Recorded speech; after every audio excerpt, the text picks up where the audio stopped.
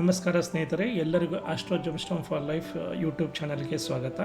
ನಾನು ನಿಮ್ಮ ಡಾಕ್ಟರ್ ಶ್ರೀನಿವಾಸ್ ಟೆಂಕರ್, ಒಬ್ಬ ಚಾರ್ಟೆಡ್ ಇಂಜಿನಿಯರ್ ಮತ್ತು ಹವ್ಯಾಸಿ ಜ್ಯೋತಿಷಿಯೂ ಸಹ ಹೌದು.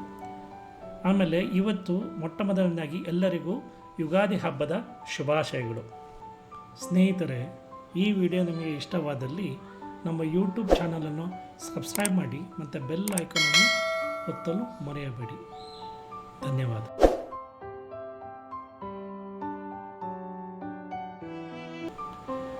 ತುಲಾರಾಶಿ.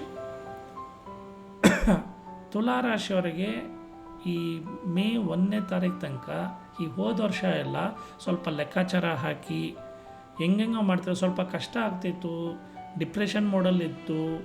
ಆಮೇಲೆ ಫೈನಾನ್ಷಿಯಲಿ ಸ್ವಲ್ಪ ಸ್ಟೇಬಲ್ ಆಗ್ತಿದ್ರಿ, ಪ್ರಾಕ್ಟಿಕಲಾಗಿ ಯೋಚನೆ ಮಾಡ್ತಿದ್ರಿ. ಸೊ ಬ್ಯಾಲೆನ್ಸ್ಡ್ ಪೀರಿಯಡ್ ಅಂತ ಹೇಳ್ಬೋದು ಹೋದ ವರ್ಷ. ಆದರೆ ಈ ವರ್ಷ ಏನಾಗುತ್ತೆ, ಈ ವರ್ಷದಲ್ಲಿ ಅದರದ್ದು ಲಾಭ ಪಡೆಯುವಂಥ ಸಮಯ. ಸೊ ಏನಿವಾಗ ಬೀಜ ಹಾಕಿದ್ರಿ, ಬೀಜ ಒಡೆದು ಮೊಳಕೆ ಬರುವಂಥ ಸಮಯ ಈಗ. ಸೊ ಕಂಪ್ಯಾರಿಟಿವ್ಲಿ ನಿಮ್ಮ ಇನ್ಕಮ್ ಸೋರ್ಸ್ ಚೆನ್ನಾಗಾಗುತ್ತೆ, ಆಮದನಿ ಚೆನ್ನಾಗಾಗುತ್ತೆ, ಆಮೇಲೆ ಮನೆಯಲ್ಲಿ ಫ್ಯಾಮಿಲಿ ಲೈಫ್ ಚೆನ್ನಾಗಾಗುತ್ತೆ. ಸ್ವಲ್ಪ ಡಿಪ್ರೆಷನ್ ಇರುತ್ತೆ, ಹೋದ ವರ್ಷ ಕಂಪೇರ್ ಈ ವರ್ಷವೂ ಇರುತ್ತೆ. ಆದರೆ ಈ ವರ್ಷ ಸ್ವಲ್ಪ ಪ್ರಾಕ್ಟಿಕಲ್ ಯೋಚನೆ ಮಾಡ್ತೀರಿ. ಯಾಕಂದರೆ ಹಣ ಬರ್ತಾ ಇದ್ದರೆ ಅಷ್ಟಾಗಿ ಯಾರೂ ಟೆನ್ಷನ್ ತೊಗೊಳ್ಳಲ್ಲ. ಯಾಕಂದರೆ ಲಕ್ಷ್ಮಿ ಕಂಫರ್ಟ್ ಲೆವೆಲಲ್ಲಿ ಇಟ್ಬಿಡ್ತಾರೆ.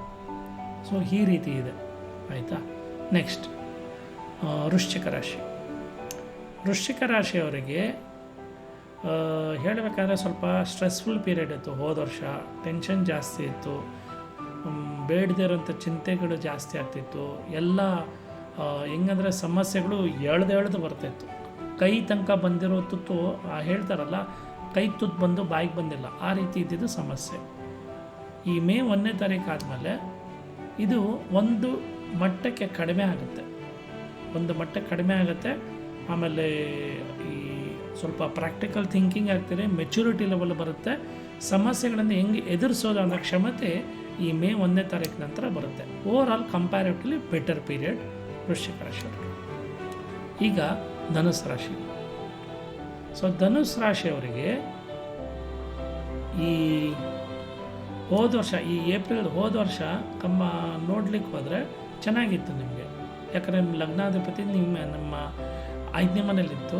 ಸೊ ಪೂರ್ವ ಪುಣ್ಯ ಸ್ಥಾನದಲ್ಲಿತ್ತು. ಸೊ ಅದರಿಂದ ನಿಮ್ಮ ಹಿಂದಿನ ಜನ್ಮದಲ್ಲಿ ಮಾಡಿರೋ ಪುಣ್ಯಗಳನ್ನ ಪುಣ್ಯ ಏನು ಸಂಪಾದನೆ ಮಾಡಿದ್ರಿ ಅದನ್ನು ಎನ್ಕ್ಯಾಶ್ ಮಾಡೋವಂಥ ಸಮಯ ಆಗಿತ್ತು. ಆದರೆ ಮೇ 1ನೇ ತಾರೀಕಿಂದ ಇದು ಅಷ್ಟಾಗಿ ಸ್ವಲ್ಪ ಲುಕ್ಸಾನ್ ಕೊಡುವಂಥ ಸಮಯ. ಫೈನಾನ್ಷಿಯಲ್ ಇನ್ಸ್ಟೆಬಿಲಿಟಿ ಇರುತ್ತೆ, ಫೈನಾನ್ಷಿಯಲ್ ಲಾಸಸ್ ಇರುತ್ತೆ. ಸ್ವಲ್ಪ ಕೇರ್ಫುಲ್ ಆಗಿರಿ. ಇದ್ರ ಜೊತೆ ಇನ್ಕಮು ಬರ್ತಾ ಇರುತ್ತೆ ನಿಮಗೆ, ಇಲ್ಲ ಅಂತಲ್ಲ. ಆದರೆ ಫೈನಾನ್ಷಿಯಲ್ ಲಾಸಸ್ ಇರುತ್ತೆ. ಸ್ವಲ್ಪ ಮಕ್ಕಳ ಆರೋಗ್ಯದ ಕಡೆ ಚಿಂತೆ ಆಗ್ಬೋದು, ಕೆಲಸದ ಕಡೆ ಚಿಂತೆಗಳಾಗ್ಬೋದು. ಕಂಪ್ಯಾರಿಟಿವ್ಲಿ ಸ್ವಲ್ಪ ಲೋ ಪೀರಿಯಡ್ ಆದ್ರೂ ಬೆಟರ್. ಸೊ ಒಂದು ಅರೌಂಡ್ 60%, 65% ಚೆನ್ನಾಗಿದೆ ಅಂದರೆ ಒಂದು 35% ಚೆನ್ನಾಗಿಲ್ಲ. ಕಂಪ್ಯಾರಿಟಿವ್ಲಿ ಸ್ಲೈಟ್ಲಿ ಲೋ ಪೀರಿಯಡ್ ಹೋದ ವರ್ಷ ಕಂಪೇರ್ ಮಾಡಿದ್ರೆ. ನೆಕ್ಸ್ಟ್